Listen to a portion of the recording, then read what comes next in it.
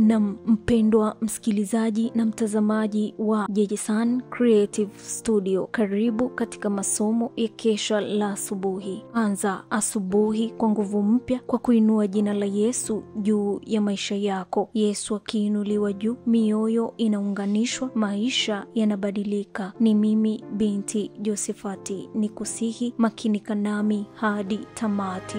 Piga pandana ya makelele, Yesu yuaja tena. Ipaza sauti, imba sana. Yesu yuaja tena. Anakuja, anakuja. Yesu yuaja tena.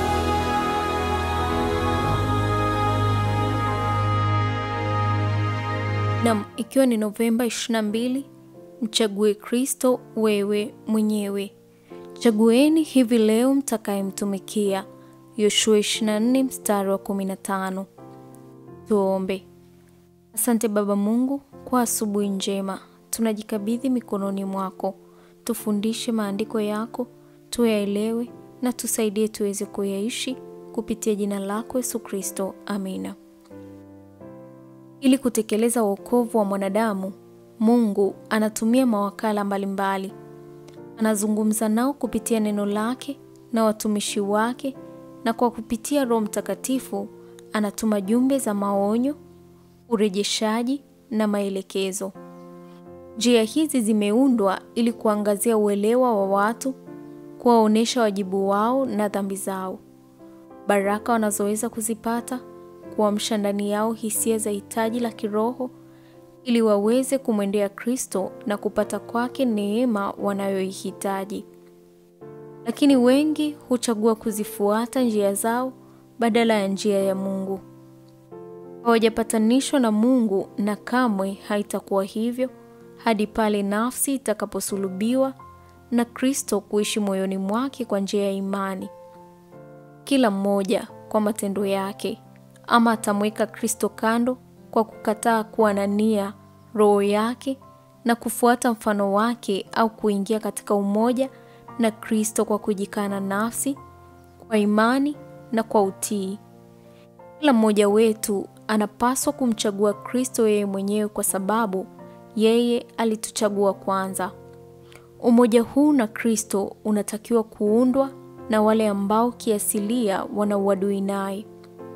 Ni uhusiano wa kumtegemea kikamilifu unaopaswa kuingiwa na moyo wenye kiburi. Hii ni kazi ya ndani sana, na wengi wanaodai kuwa wafuasi wa Kristo hawaelewi chochote juu yake. Wanamkiri Mwokozi kwa maneno tu, lakini si kama mtawala pekee wa mioyo yao. Wengine huhisi hitaji lao la upatanisho, na kwa kulitambua hitaji hilo na tumaini lao la badiliko la moyoni, pambano linaanza. Kuachilia yale wayapendayo badala ya vitu vinavyowaletea furaha kunahitaji kufanya bidii, ambapo wengi husitasita na kugugumia na kurudi nyuma.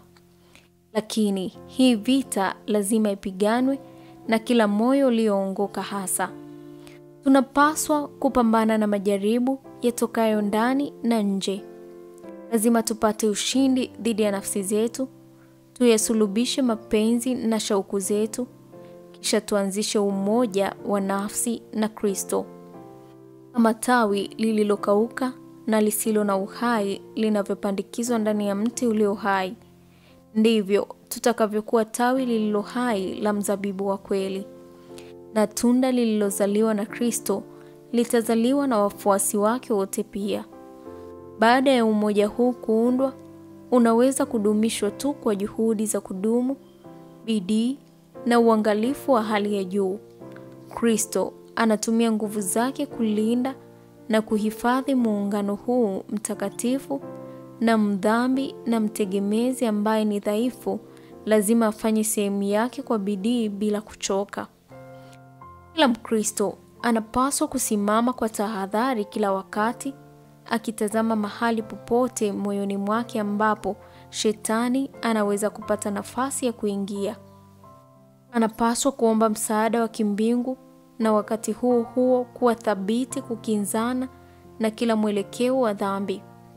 Kwa ujasiri, imani na jitihada zenye uvumilivu, anaweza kushinda.